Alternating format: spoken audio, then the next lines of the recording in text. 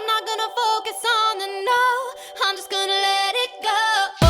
Set my gaze on what's in front of me. All these possibilities. Well, it's good to see you guys, even if it's like this. So yeah, thanks for being a part of this interview series. When I decided I wanted to do this, you guys were like on the top of my list of people I wanted to interview, just because you're so fun and so just inspiring, like what you do with your music school and even just being performers yourselves. So I'm excited to just chat with you guys about what you do. Hopefully. Thanks, Ciara. It says it's recording, so I'm gonna hope that it is. Yeah, I even see a little red REC in the top. Okay, Yeah. cool. All right, so I Sounds checked all the preferences, and I like just checked everything, like record audio, record video, record everything. So I think we should be good. Prove it. But yeah, Should we press something here to record as well? I don't know. do what? Is there something for us to press for recording as well? No, I think I've got it. Okay. I think Yeah. she's doing it. I think I'm recording everything, the whole meeting, so we should be good. Very cool. All right, so really quick, I'm just gonna kind of introduce how I know you guys, and then I'll let you guys just kind of introduce yourselves. But Ken, you have played bass for me in our shows in California a couple times. The one we had in Santa Barbara in October, and then at NAMM this past January. So that's how I've gotten to know you. And you're an incredible musician and just an even more incredible person. You're just very encouraging, and you just have this presence about you that just, it's hard to not be happy around you. And that's just really important to me when I'm, playing with people, because you just feed off of each other. And so you're just awesome. And I'm happy to know you and do music with you. And Shaira, I'm saying that right? Yes. Shaira. Okay, just wanted to make sure. I've only met you in person once, but I feel like we're friends. We chat a lot on Instagram and stuff, and I can't wait to come back out sometime and hang out with you guys in person, just like chill and become friends and stuff. So We'll do some wine tasting and stuff. yeah. It's the best part here. And cheese, you made a cheese post Oh, the and other day. cheese. I had like 109 comments on that. I went crazy.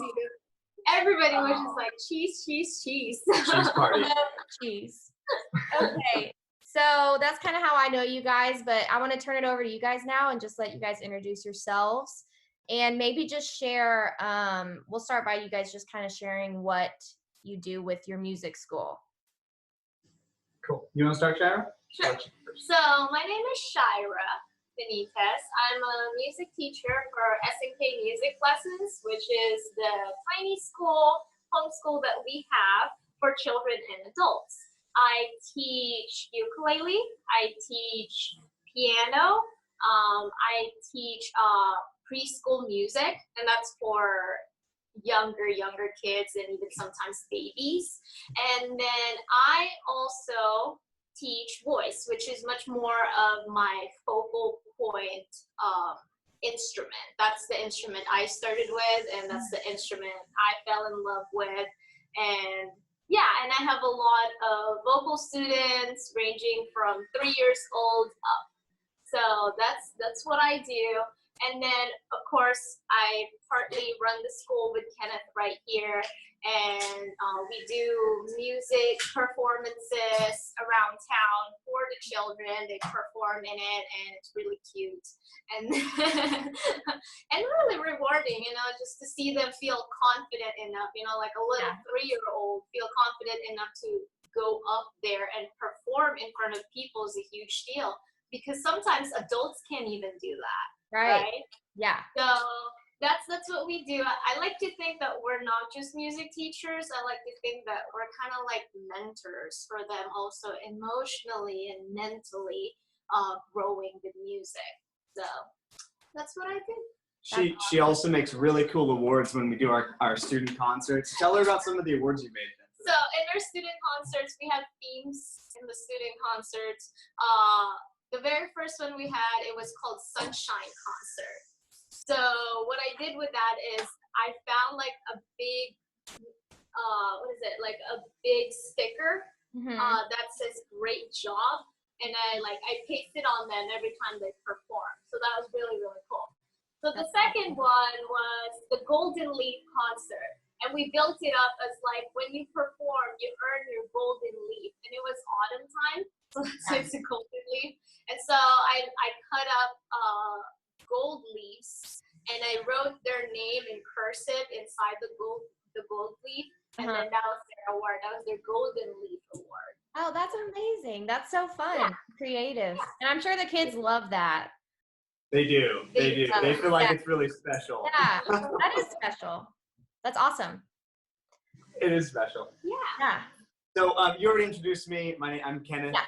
I play a lot of different instruments, and I pretty much teach all ages. And I feel the same as Shaira. We have a passion for teaching, but also for mentorship and connecting with people.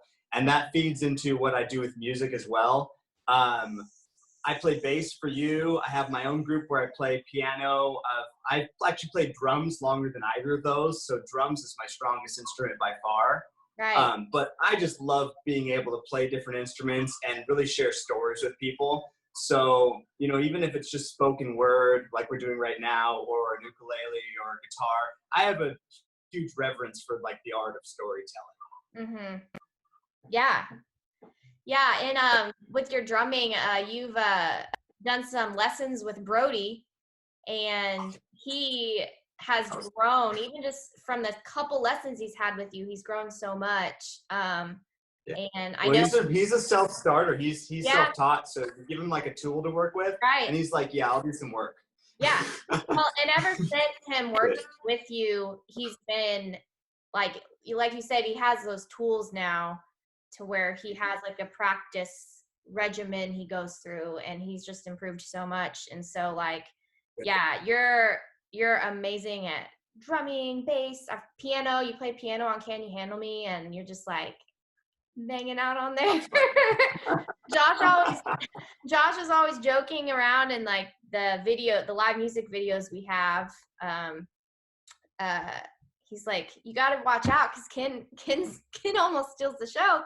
Because Josh always says that, but it's not true. But you're a performer. I mean, you really do get in the music, feel the music, and you put on a good show, which people love. So, well, I appreciate that. I like to think that part of it though is that, from Josh's perspective, it was something new in the show because he sees your show and he's used to how you sound. So to hear it with a different flavor was like, oh, that's interesting. Yeah. You know what I mean? But if he'd seen me as many shows as he's seen you, which hopefully in the future he will, then he'll be like, oh yeah, it's just that Ken guy. Yeah. Man. Novelty plays a role. That's great. All right. So for the both of you, did you guys always want to do what you're doing now? Maybe just in broad terms, music. Have you always wanted to do music, I guess? For me, it's always been music for me. I started, my dad was a singer, and so he was the one who really taught me how to sing. I feel like I can remember singing first, then walking first. You know, it's one of those things that it was just right there for me all the time. But with teaching, no. And I have to praise it. It's just like, God, no. Yeah. Because when I was a kid, my mom and my dad always thought that I was going to be a teacher. They were like, she just has the teacher vibe, you know, and like the way I kind of take charge. I'm a very kind of leader kind of person with my sisters as well. I have 2 older sisters, but when I'm in the room with them, I'm usually the one talking to people, not my sisters. And so my dad and my mom always said that I was going to be a teacher. And to me, I didn't think of it when I was a kid. I didn't really think of it much. But then as I grew up and I was seeing like my high school teachers and my middle school teachers, I was like, I do not want to be a teacher. Yeah. Because I mean, when you're in that middle school and elementary vibe, you know, it's kind of just like, you have all these kids, like 30 kids in one room, and you know, you can see like the kids disrespecting the teachers, you know, you're on the other side and you hear the kids talking about the teachers and making fun of them. And to me, that was just, it's traumatizing. And I was like, I don't know if I can handle that. And so not only until I was in college did I really kind of like, oh, I want to do this, you know, I want to do this for a living and this is rewarding. And it was actually because I was a music tutor in college to make money, you know, and all this stuff while you're in college. So I had a student who had cerebral palsy. Half of his body couldn't move and he was in a wheelchair. And he took the class just for fun. And sadly, and I had to learn this towards the end of our kind of tutoring thing. It was the last few months of his life. Oh my goodness. Yeah, so it was really strong. And I didn't know this until the very end. And so I was teaching him like every week he'd come. Sometimes he'd come twice a week. And then I teach him how to play with just one hand, you know. And to me, that's like a whole new world of like, how do I teach piano with just one hand? And even his one hand, his thumb didn't work as well. So I really had 4 fingers to work with, you know. And so towards the end, it was really hard for him to even just play a simple song, you know, because there was other things happening in his body. And towards the end, he finally played one whole song, and it was Ode to Joy. It was Ode to Joy, and he was going to perform it in the Christmas party for where he lives. And he just cried, you know, right in front of me. You know, he was like playing, it's like the simplest song on earth, right? It's so easy to learn, but he made that, you know, he made the sound. It's not just him listening to the sound anymore. He made the song that he's playing.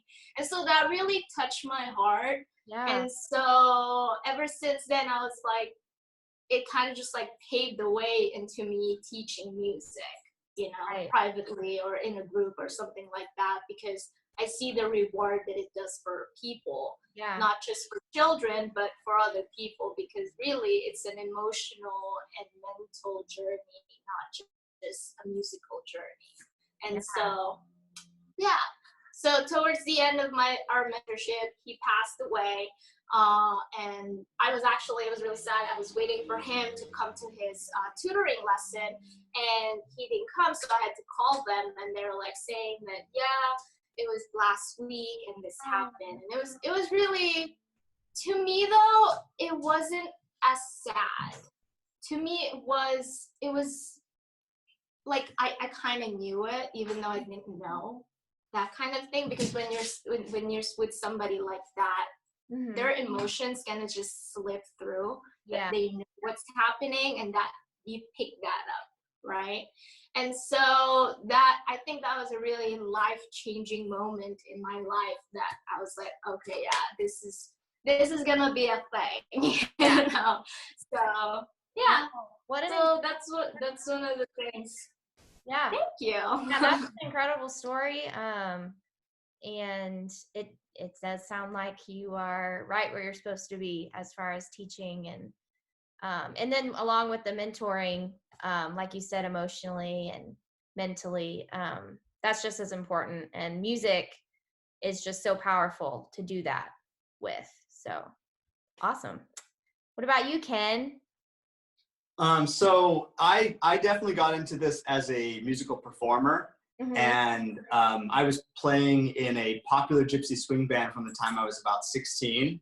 Gypsy swing? Gypsy swing. Have you ever heard of Django Reinhardt?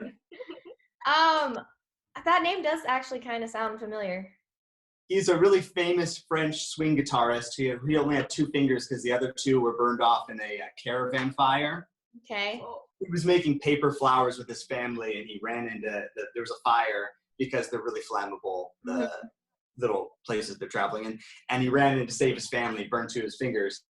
but he still was this legendary string guitarist. I think I showed Brody a video at NAMM. That might be why you remember it. I think this came up and I showed Brody the video. Probably. And he just shreds with 2 fingers. He's like, and you're like, what just happened?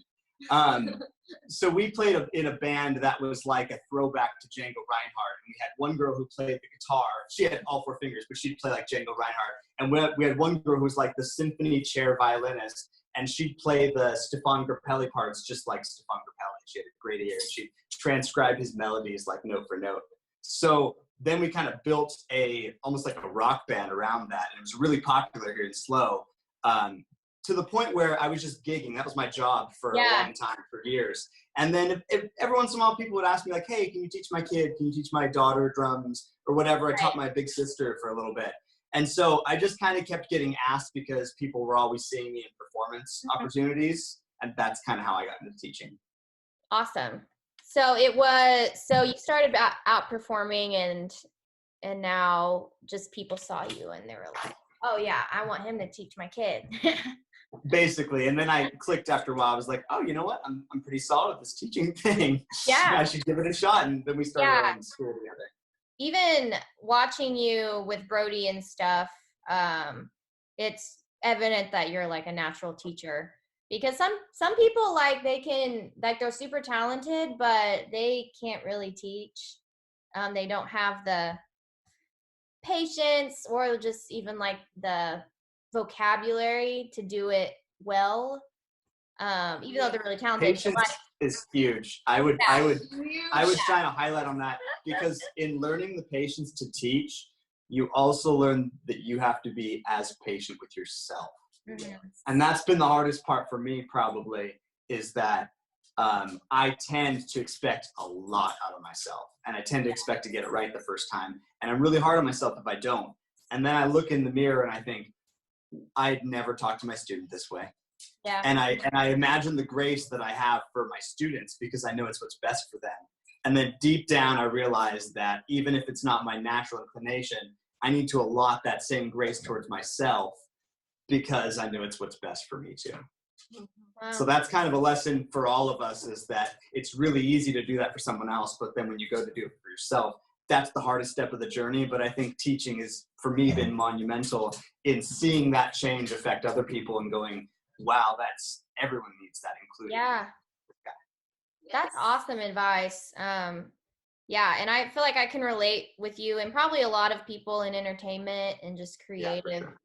Like I think the really good ones that, do well, they have that like perfectionism, I guess, drive in them, that desire to be perfect and nail it and all this stuff. And so, but we have to have grace with ourselves like we would other people. So great advice. I like that. Reminds me of that movie Whiplash. Oh, yeah. Have you seen it? It's about a jazz drummer with this like overly brutal instructor. Yes. Oh my gosh, we watched that. It made me a nervous wreck. I know. I was like, that's too much. That's just a little much. Yeah, you hear these stories of like famous prodigy violinists from like the 18th century or whatever. But I truly believe, from looking at it, and I've had a great musician tell me this before. I knew a guy, he was like just this amazing classical pianist. He also played jazz. He was just like the best of both worlds. And he told me that when he was learning, he had this instructor who was like a little bit loony. And he would like, what was it? He put like tacks above his fingers so he couldn't raise his fingers too high, or he'd get stabbed with little tack. And it's like some weird, like with the piano, basically abusive kind of. And then he said that his instructor was like drinking one day in a lesson, and his parents like took him out. So, but he told me, he's like, I wouldn't be the musician I am today without that harsh training, but I still don't think it's right. I still don't think it's worth it. I thought that was interesting, because you're talking about a balance. Like if you want to get that's the idea of Whiplash, is if you want to get the crazy best drummer, you need the crazy harshest instructor possible. And I just don't agree with that mentality. I think that pushes more people to crack. Yeah. Yeah, it pushes more people to quit and to get discouraged. So then even if you have a beneficial effect on this 1 out of 10 or 1 out of 100 arguably prodigy, that I think overall it's not ethical Yeah. It's not ethical and or healthy. Yeah. Mhm. Yeah. It sucks the joy out of it. So I didn't like too. Whiplash. I was like, this is terrible. Yeah. One of the things I like to say is that with student and teacher relationship, there's that connection that you need to have and protect in order for them to really progress as a musician, or even just in general, right? For them to love music. And so I think Sorry, Flax is being wrangly. Oh, yeah. I was trying to pick him up. I think that when we get teachers like this, and I've had teachers like those too, you know, they just like almost like push my stomach to sing louder. Yeah. And I do not like that at all. And it's almost like an obsession, right? And it's not at all about the relationship you have with the student. It's becoming about the result instead of the process Yeah. of learning. So yeah, so it's definitely, everybody approaches it differently. We just don't think that's the right way to do Right. things. Yeah, for sure. And I think that approaching it that way would just suck the joy out of, you know, creating music, doing your art, whatever it is. Like, if you're always being put down and like not ever lifted up, like there's just no joy in that. And you might be really good, but are you like, do you enjoy Are you what you're happy? doing? Yeah. Are you happy? So Yeah. If I could take if I could take all the compliments I've gotten from my performance career and add them all up, the one that I've probably gotten the most is that I look like I love what I'm doing. oh And yeah, what that tells me, because it's I'm evident. not big on compliments, but I know that it's a reflection of what matters to people, what Yeah. affects them rather, right? So as a performing artist, I've always understood that my job is to affect people. My job is to, like I said, share with them a good story, to give them something interesting. And a big part of storytelling is the facial expressions, the interactions, making people feel good about the story, having a good story to tell. Right. And so, wait, sorry, I lost my train of thought. Where did I go with that? You were talking about how people enjoy watching you. Yes. connecting with Yeah. them. And so the thing I take away from that is that it's actually, if I'm thinking about like value in the industry, it's more important for me to look like I love what I'm doing than for me to actually play well. Yeah. Or just to like, yeah, because the average music listener and consumer, like they don't care if you're the best guitarist or drummer in the world. They care if you entertain them. Yes. That's- So that's- if I could play yeah. better or I could have more fun, it Yeah. seems counterproductive. But as long as I'm playing well, because there is a floor standard for technical Right. craft, as long as I'm playing well, then it's actually more valuable for me to have fun doing it. And Yeah. that's the thing that I think For sure. a lot of people miss in that perfectionist like quest, that that's actually not the goal if you look at actually what the performing industry is about. Yeah. Yeah, no, people just like you said, a good story, and they like to be entertained and feel Yeah. like So they're have fun doing it. connected to you. So Yeah. all right. So I want to know how you guys combat discouragement when it comes against your passion or your work. What are some things you do to just shut down the discouragement and say, nope, I'm not even going there? So for me, that's actually a hard question. I've actually never thought of that because you do more than you actually think about it, Mhm. right? So I read that question this morning. I was like, what do I do? You know? And I feel like we're not perfect. So there's like two sides of what I do. You know, there's like the positive side, which is more of like grow yourself, right? And do this and do that. And there is the negative side where I do kind of simmer on that negative emotion a little bit more, maybe more than Kenneth or other people, you know. And I'm not gonna lie, I've had some mental health issues in the past, and that's probably one of the reasons of why I do that. And in some sense though, it does help me to kind of feel those emotions and kind of think about those emotions when they come, and those discouragement when they come from my own voice and from other people, for me to get over it. Right? Yeah. So to get to the other side. So once I get to the other side, I sing. You know, there's this song, the Greatest Showman, This Is Me. Yes. And before, every time after work, I used to be just like a wreck. And so I drive down from work, I'll put that song on blast, you know, and just sing, you know. I wouldn't care about the technique. I don't care about, you know, if it sounds good. I just sing. You know, I just put all my emotions into a song. Doesn't have to be This Is Me, it could be another song. And I just put all my emotion into that song, and I just feel so much better, and it makes me kind of move forward and work harder, right? So I think what I do really when I face discouragement from other people, and sometimes myself, we're talking about like voices in our head, just be like, oh, you're not good enough, or you're not doing enough, that kind of thing. Right. I work even harder to kind of silence it, you know, I see discouragement as encouragement in a way. You know, when my dad used to tell me like, don't do that, I usually do it. Because I'm that kind of person. Yeah. That's funny. Yeah, I think I have a different strategy about it. Buddy, come on. I think I need to take Flax out. Give me 1 second, and I'll answer this question. Then I'll let Shaira take the next one. Yes. He's like nibbling at my fingers. I think. Yeah, why don't you take him out? I think he's got to pee.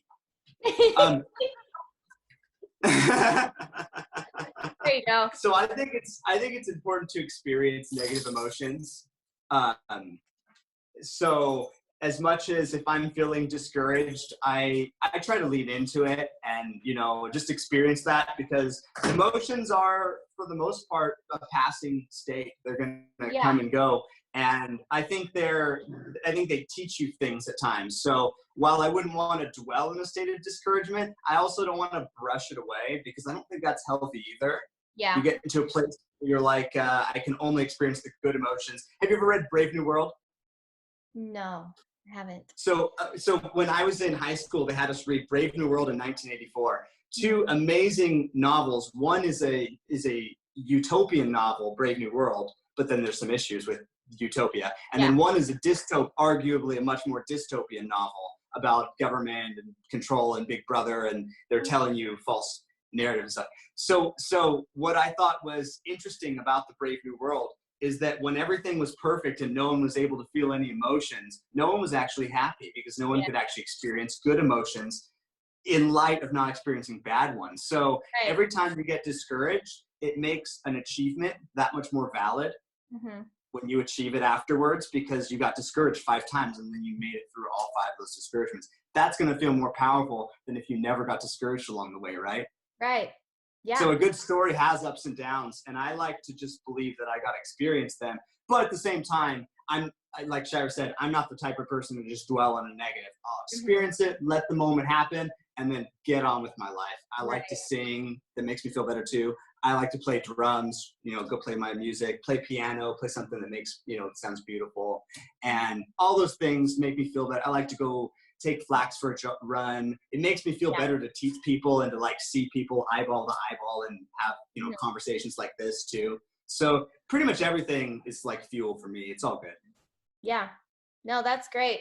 Yeah, I feel like for me, kind of how you said, like you take your dog out for a run and stuff. I've found that just like getting outside and being active, it really helps me like push through negative emotions. And I agree with you though that like you don't want to just ignore them all the time. You know, you want to address them because you can learn from it, and it's also just like you said, like then it makes the highs even better when you Yeah, it's context for sure. experience the lows and everything. So that's great.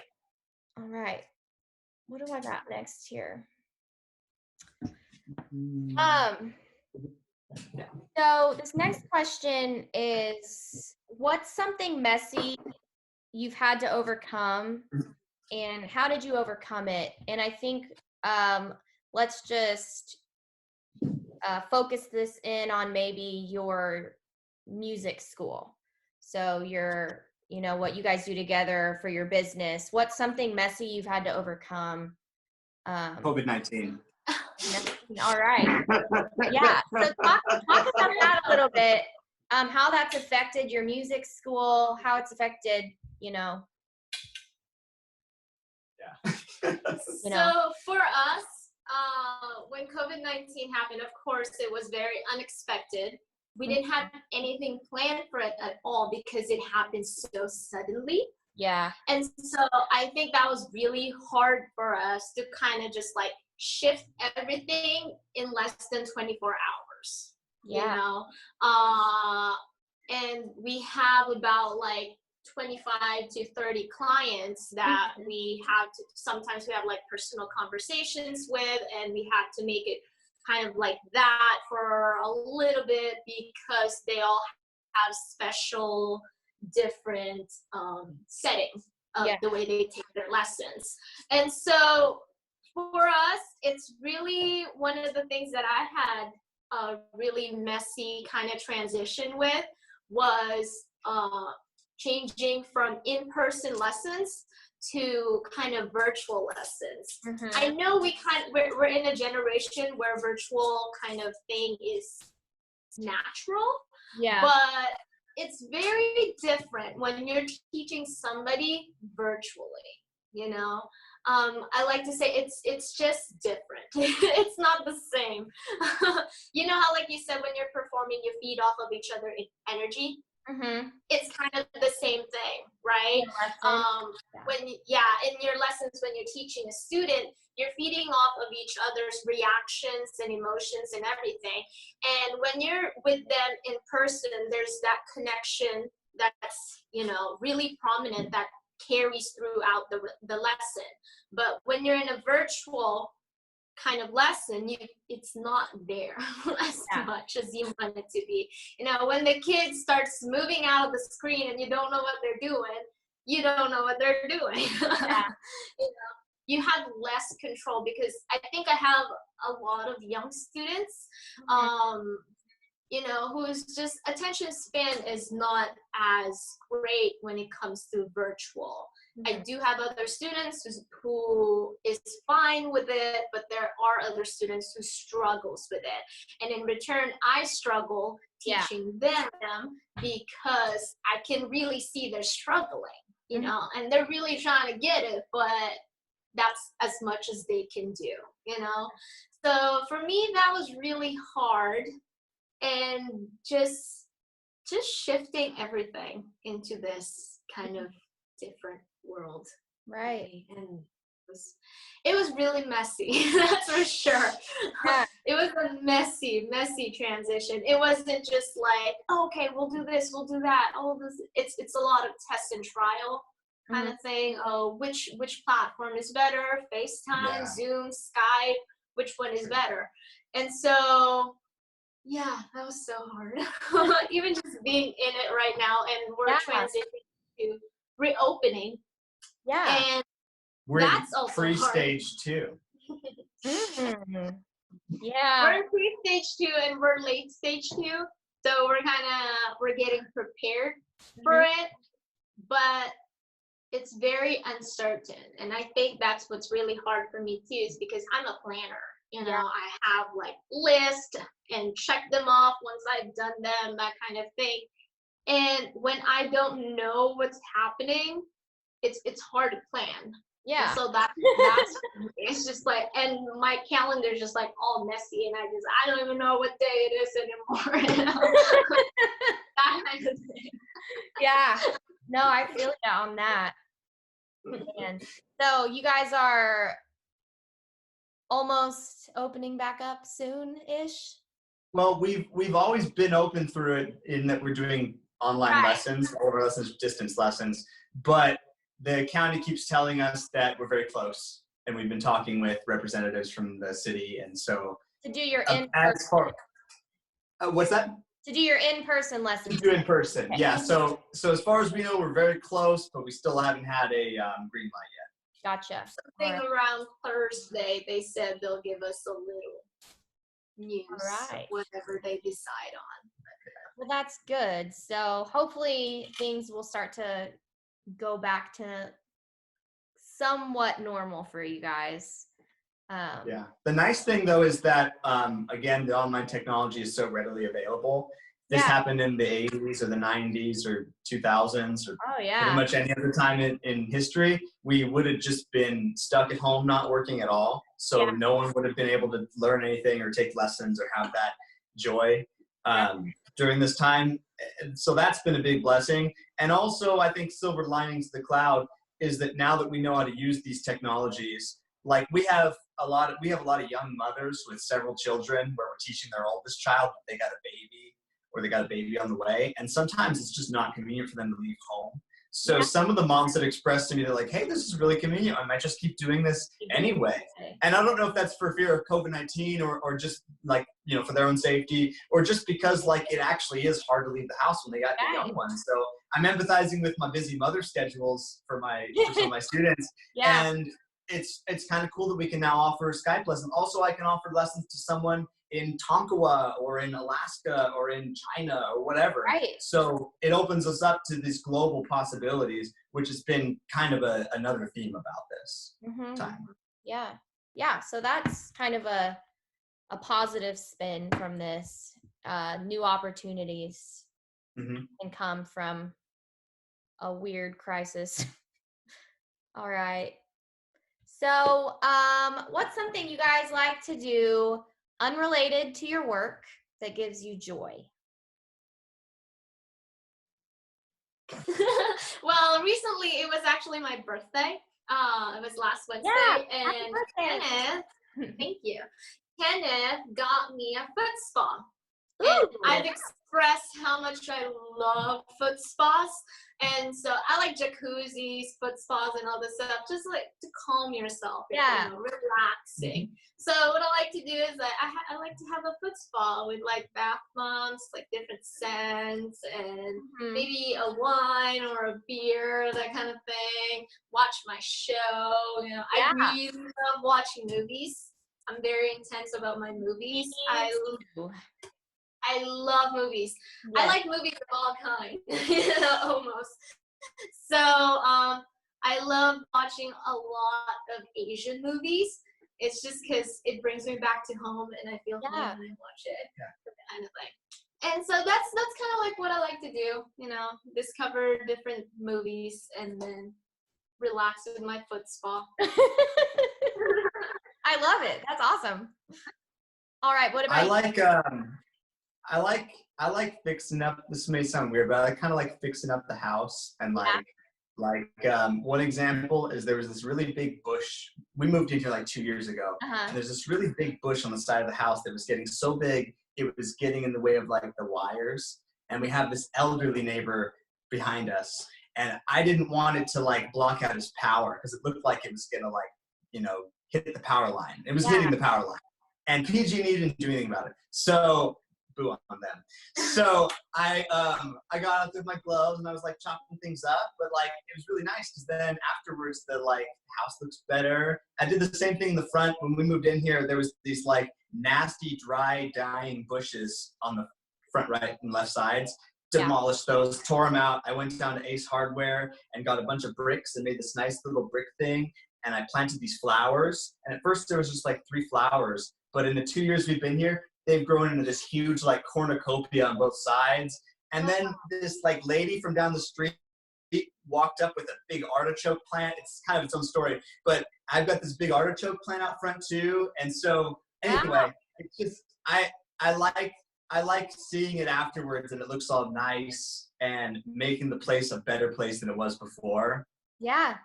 your No, mom did. I I like gardening. I get that. That's kind of how Josh is. Like, he doesn't rest or relax very well, but he enjoys doing like fixing up the house and mowing and just stuff that's like kind of mindless work. That's how he relaxes. So I totally get it.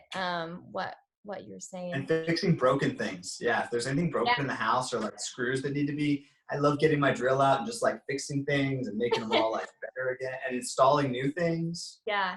Sometimes. I'm laughing because that's exactly what his mom does. Oh yeah. You are your mom's son. Yeah, I got the green thumb from her. No, wait, I'll show you one thing. It's cool. This plant is from his mom. This one is from a neighbor. So, oh gosh. So our house, it doesn't have air conditioning, and it has really old power grid, so we can't plug in an air conditioning unit or it'll what is it? Yeah. Flick the power switch. Yeah, and Okay. it'll do the circuit breaker. Okay. So I'm building an analog air conditioning unit for Shaira. I got a styrofoam box and I installed a fan in the back of it. And then what you do is I'm going to take these like little metal dryer elbow things and put them in the top. And then I take these like freezer ice packs and put them in there and then turn the fan on. And then it makes cold air for her room. Wow. Yeah, so that's what he's been doing. That was one of my projects. I love it. That's awesome. Very interesting. Do you want to see my garden out front real quick? Yeah, let's do it. Yeah, let's take our picture of the garden. It's really nice outside today. It's beautiful out today for sure. Guys, I'm so jealous. California misses you, Ciara. I miss it. Oh, look So at that. here's our front yard. We've got some almond trees out here. Oh, wow. They're doing pretty Almond well. trees. See that? Wow. Yeah. It's almonds. When we moved in, there was like old Christmas lights around here. I think this was like a frat party house before us. And we were like, that's no good. So we took those down. There used to be, like I said, these dead bushes. I planted like a couple of these guys and a couple of these guys, and they've just proliferated. That's amazing. Yeah, and then I planted a couple. Oh, look at the dragonfly. Oh wow. Can you it's see him? huge. Yes. Oh my gosh. The big one. So funny. Yeah, I brought you in real close so you can see it. And then, so those are my onions. And then look at this artichoke plant. Wow. Yeah, I'm very proud of it. Beautiful. There's a really nice lady who lived up the street who just, like I said, she was like, I do this gardening thing. And I was like, okay, cool. But she put her money where her mouth is. She's like, you want me to bring you something? I'm like, sure. I didn't think she was really going to do it. And she took a wheelbarrow and brought me a whole artichoke plant. And I was like, whoa, okay, this lady's the real deal. That's awesome. So yeah, that kind of stuff. Fun. Love it. That's great. All right. So, just got a few more questions here. And you guys can answer separately or you can answer together or both, whatever. But what's a dream you have for either yourselves or together with your music business for the next 5 to 10 years? You want to go first? You want me to go? Sure. Well, one of my dreams, for the music school specifically, is really I want to grow the music school to be larger with different teachers, not just me and Kenneth. I want to, rent out of this an office, a commercial office area where we can have more kids come in and we can do group classes and all this and all that. And it's not as grand of a dream, I just really, for me, it's more quality than quantity, Mm-hmm. For me, as long as we can offer great music lessons and a working kind of job for people, for me, that's enough, with the music school, because when you are affecting people's lives, and enriching their lives with music, I think that's a huge thing you do for them. And I want to make sure that we continue that in quality, not quantity of just be like, oh, I want to have a big school, that kind of thing. Yeah. That's not my dream at all. My dream is to have a quality life, quality music school, that kind of thing. And for us, it's separate, of course.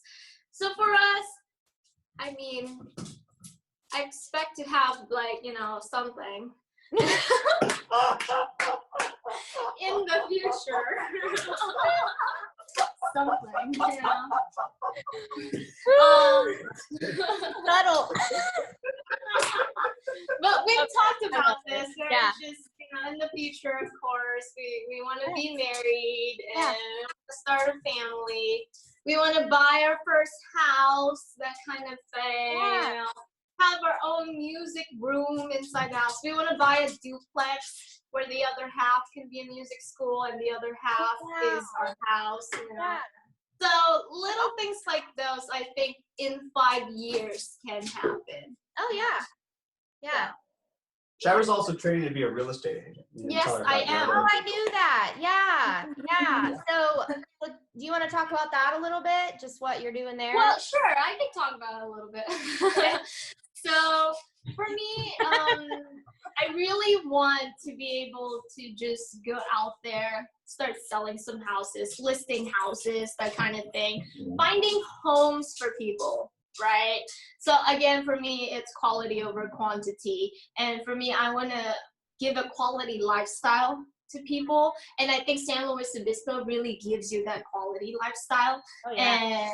And that's why I kind of had decided to go into real estate, is because I've been so blessed with just like the weather in San Luis Obispo, all the different things you can do. Oh, I used to live in the desert in Palm Spring, and you can't do anything there. Yeah. It's too hot to go outside. Yeah. You know? So for me, I want to share that to people, and I've always had this vision of families, and I love families. And if I can provide a loving home for families, how great would that be? Oh yeah. So that's one of the love it. reasons why I wanted to get into real estate. Yeah. And it also gives us a lot of money. So Yeah. Yeah. I'm not gonna lie. I mean, houses here are pretty expensive. Right. So Yeah. it'll fund our future for us to, grow the music school, because that's one of the things I want to do with the real estate is invest some of the money I'll make into the music school, and then invest it in our lives, in finding homes and, for our children in the future, extravagant wedding, because I'm like that. So. Oh my gosh, I feel like we get along so great. And Shaira, real quick, when you took Flax out, did he use the bathroom? He did pee. He didn't do poop. Okay, because he's freaking out. Do you want me to take him? know. Do you want me It's to take him out okay. again? You can go next. Okay. No, it's your turn. Oh, okay. You want me to answer next? Okay, cool. Yeah. So I feel like Shaira actually laid all the tracks for 5 to 10 year plans for both of us pretty well. Okay. So I'm just going to actually share about something else that's going on that you're a part of. I started this Facebook group called Sharing is Caring. Now I know, again, I'm talking to you, you know this, but other people who are watching this may Right. not. For sure. And the idea of it was, I didn't originate the idea. There was someone posting a thing called #IFollowYou, you follow me. And the idea was we want to get 1,000 people together who are content creators who all follow each other and monetize each other's sites. And it turns out there's one more layer to it. You also have to get, I think it's 4,000 hours of watch time in a single month. But if you're getting 1,000 subscribers, then the other parts will come pretty easily. Yeah. So then I saw in the comments on those people, a lot of people were posting, hey, this should be a group. And I looked for a group and I didn't find any. So I made a group for it. And in a few weeks, I think it's been a month now maybe, Yeah. we're up to 500 members. We're already halfway to our goal. We've done 2 weeks of live stream festivals, both of which you had an evening on. Yay. So much fun. And it's been really cool. We have artists from all the way around the world. We have artists in Africa, African drummers. We have all sorts of European violinists and pianists and techno music and pop from Tonkawa and pretty much everything, and vibraphone players. So that's been really cool. I'm actually doing a collaboration track with Cosima, one of the violinists from the group from France. Oh, wow. And so, yeah, one of the coolest things about this is that it's open doors, again, like we were talking, worldwide for myself and for artists like you and our other friends who we've just met. Yeah, it's a great thing. I think it's awesome, and I've experienced some positive growth from it, and the Good. live stream festivals have just been so much fun. So yeah, I think it's a really cool thing you've done. Now, I have a question about those, actually. So whenever I'm watching live stream festivals, I feel like there's something that I'm not understanding, because I'll see people, the artists, they'll be responding to comments that I can't see. I think it's like when I host a watch party, I can only see the people who are at my watch party's comments or something, right? I think so. I have never actually done a watch party, so I don't know how that I didn't works. realize I was doing one. I just hit share, but then it's like, share, do you want to create a watch party? And I realized that's what I did. Yeah. And then I noticed that I couldn't see a lot of the comments. So I was wondering if some of the time it's because they're streaming to multiple platforms. So they'll see people on Discord simultaneously. They'll be talking to people. So I get that. But I think sometimes there's like Facebook comments I can't see too. So I was just curious. Yeah, I think so. When you do a watch party, it actually becomes that person's post. Yeah. And so it goes into their notification when somebody comments on inside the watch I party. don't like that. I wish it would just be one big part. When you do a watch party, it's like so that everyone's in the same thing. Facebook is doing its best. Yeah, and the big tech companies have really been catching up lately with all this stuff too. Google just released a new thing. Google Hangout. No, Yeah, not and not Microsoft. Hangouts. There's a Google teaching thing, and Microsoft did too. Microsoft Team or something. Yeah, so there's basically infinite ways to connect now. It's like the multiverse. It's crazy. Yeah. All right. So here's kind of our last question, and then I'll let you guys just anything else you want the people to know. But Okay, we have questions for you too. Oh, okay.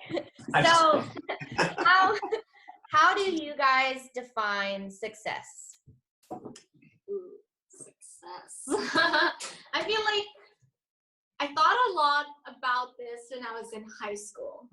Actually, before I went to college, because, when you're going to college, you're kind of just like, what do I want my life to be in 10 years and 15 years from now? Because that's going to show what I do in college.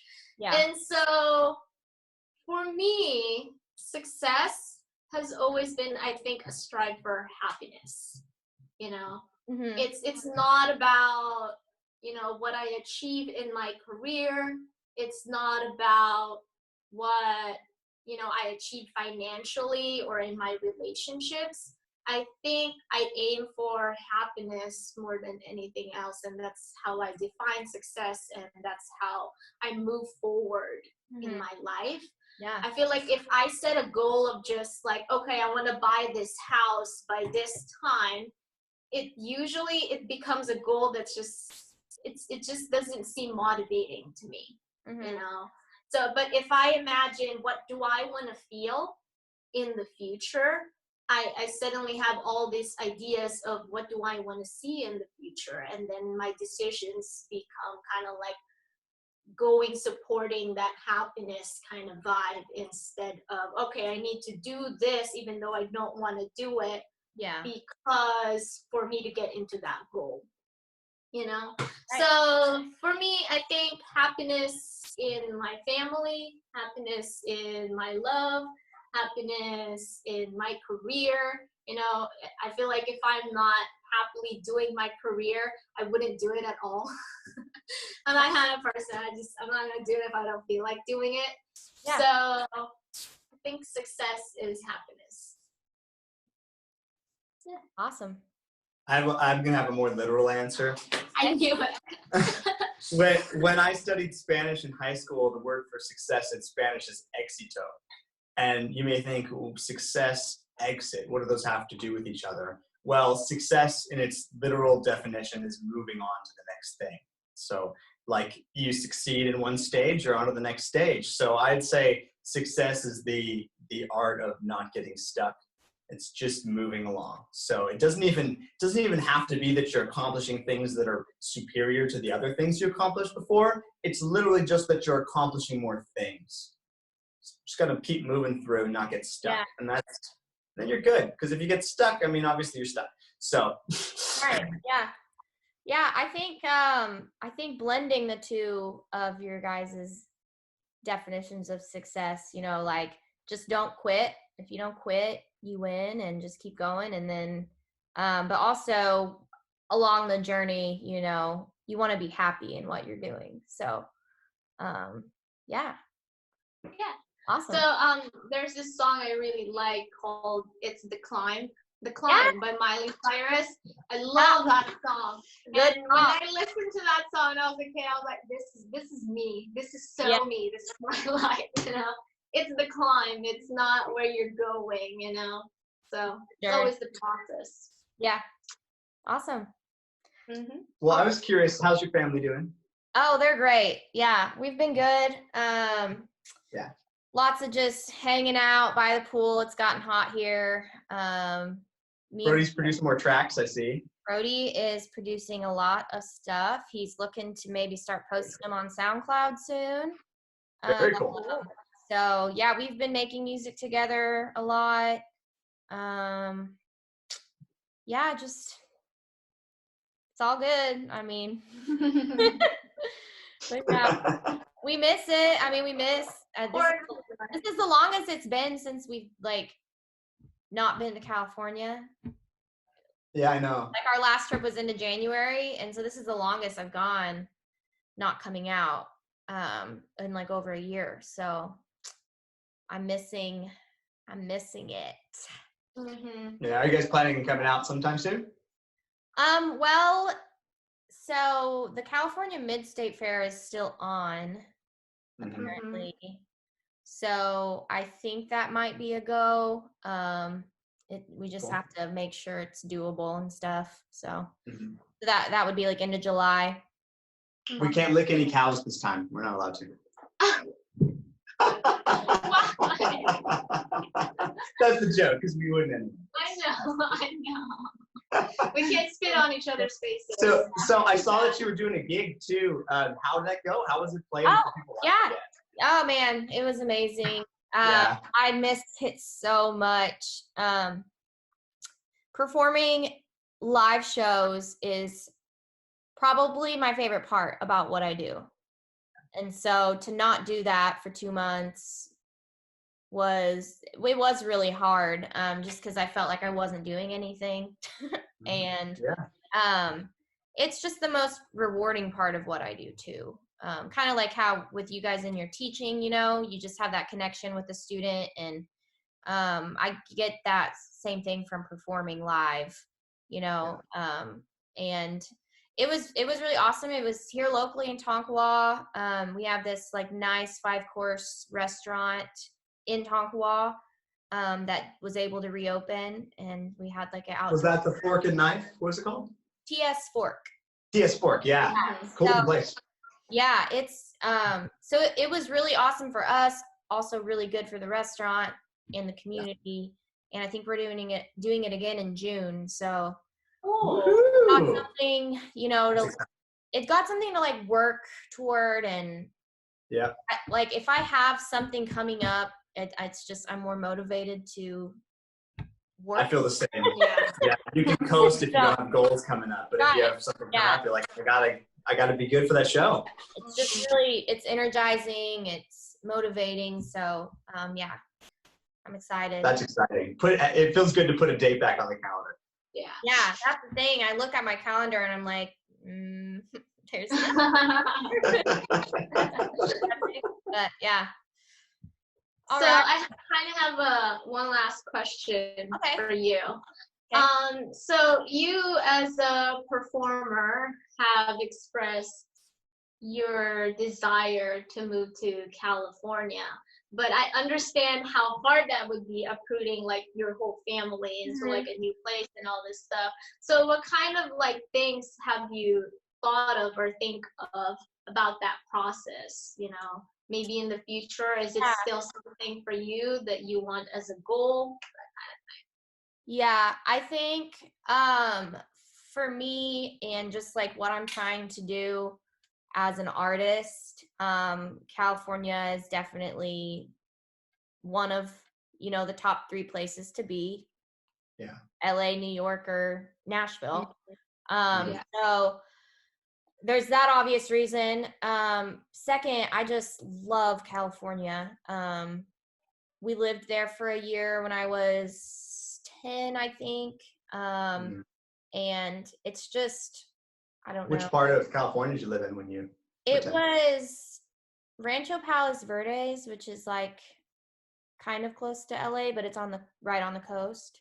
Mhm. And so I don't know, I've just always loved California. And like when I come out, it just kind of like, especially SLO, just kind of has become almost like a second home to me. Yeah. Made friends there, you know, and with Brent and Carrie and Taylor, um, they just feel like, I feel like I've known them forever. I love the people out there. And I've noticed too, just the response to what I'm doing out there. People just tend to get it more. Yeah. As far Yeah, as you're like, right. It's with California for sure. yeah, I mean, it's just like California, that's where like entertainment and, you know, music and acting and all that. Hollywood, yeah. Yeah, it's like people are just kind of more understanding about it, and they're around it more. They're more diverse, So you know. yeah, but when and if the time comes to, you know, move out there, it's super important to me that Josh, it's a good move for him too.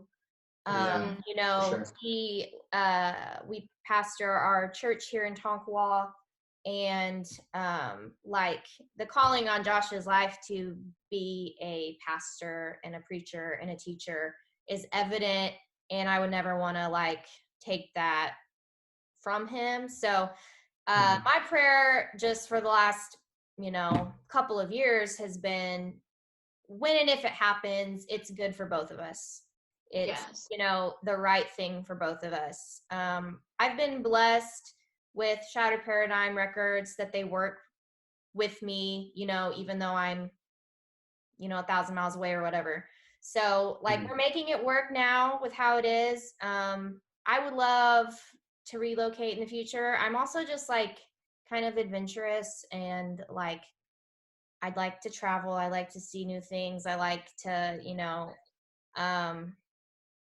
I just think it'd be cool to live in California, like an adventure, you know?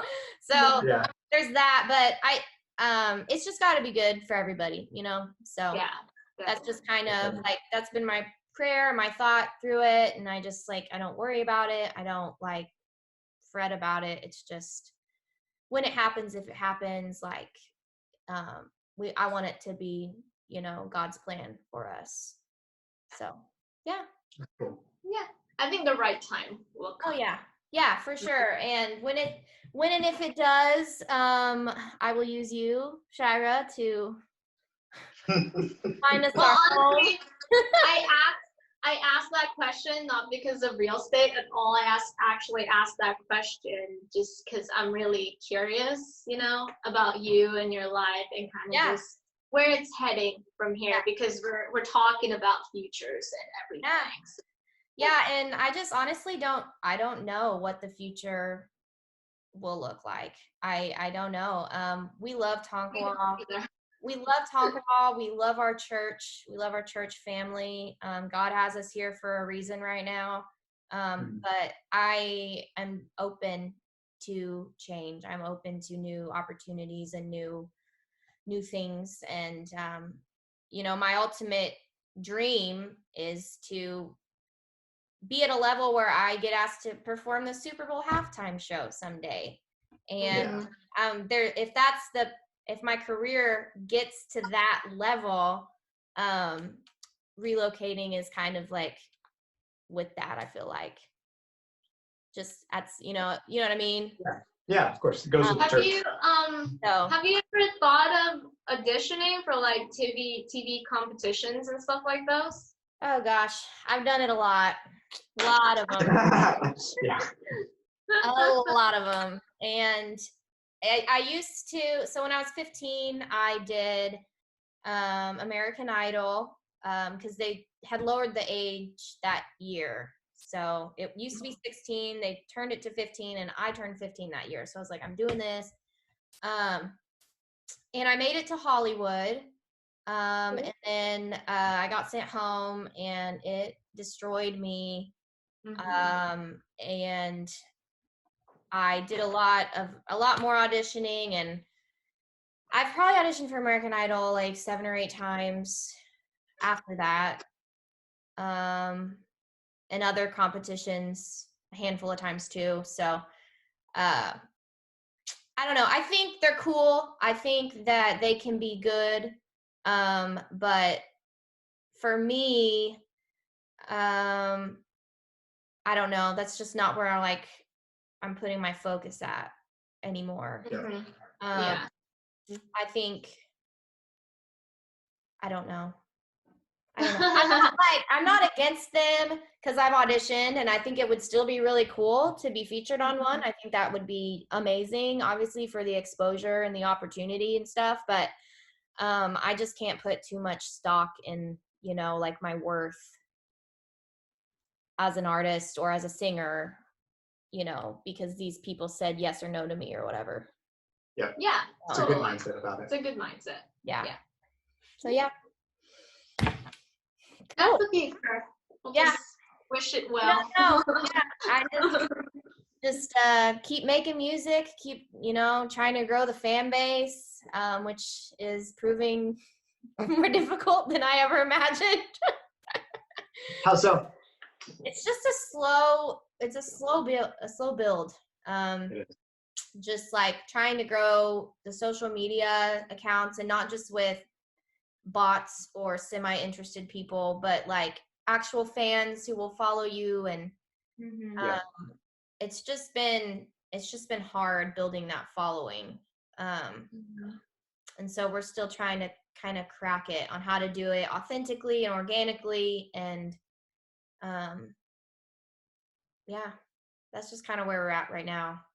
Just trying to build the One thing on that note, as you know, Shaira won the music video competition. She told me after she did, she was like, I'm actually more stoked on the merch than on the gift card. Because she liked your style. She really liked your merch. She did that Santa Barbara show and helped you set it up, and she saw all those things and was like, that's cool. I like it. It's bold. It's edgy, and they're cute too. The apparel you have. So anyway, that makes me feel really good, because like a lot of my audience is, and like my target audience, my target fan base are younger. And so I wanted pieces that were fun and bright and colorful, because I feel like when I go to concerts, a lot of the merchandise is like black. Yeah, for sure. There's just not a whole lot of color. And for me, like with my music and my songs and everything, I just want it to be like bright and inspiring and fun and cute and sparkly. And so I'm glad you like it. It is. Sometimes I'm like, sometimes I feel like maybe I've just gone too far with like the color and the glitter. I think you haven't gone too far enough. Okay. Oh, okay. No, it's like Pink brand, the booty shorts that say pink in different colors. Oh yeah. It's like, it's got to be that much. You know what I mean? If they backed it off at all, you'd be like, no, that's not pink. Right. I got you. Well, thank you. I'm glad you like it. Yeah. All right, guys. Well, we should probably wrap it up because we're getting a little over an hour here. So Cool. Well, it's been fun talking with you. Thanks for the interview, Ciara. Yeah. Thank you guys so much. I look forward to seeing you guys hopefully sooner rather than later, to hang and do music together and stuff. So thanks for sharing your stories with me and with the world. And look forward to talking to y'all soon. Okay. All right. Thanks again, Ciara. We'll see you. Bye, guys.